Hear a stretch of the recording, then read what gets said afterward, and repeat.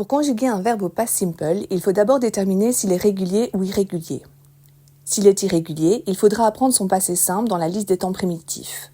S'il est régulier, pour former son past simple dans une phrase affirmative, il suffit d'ajouter ed à la base form, quel que soit le sujet. Mais si le verbe se termine déjà par e, on va juste ajouter d.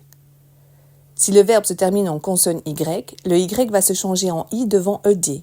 Enfin, si le verbe se termine en consonne-voyelle-consonne, on double la dernière consonne, sauf s'il s'agit d'un x ou d'un w ou que la syllabe n'est pas accentuée.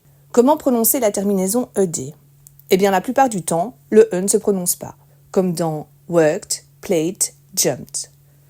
Mais attention, après un t ou un d, elle se prononce id, comme dans tested, decided. Pour former une phrase négative au past simple, on utilise l'auxiliaire did not, souvent abrégé en didn't, plus la base form, et ce, à toutes les personnes. Pour former une question, on utilise l'auxiliaire did suivi du sujet et de la base form. À quoi sert le past simple? On l'utilise pour parler d'actions terminées dans le passé. Souvent, on va d'ailleurs préciser quand l'action s'est déroulée dans le passé. Voilà, c'est tout pour aujourd'hui.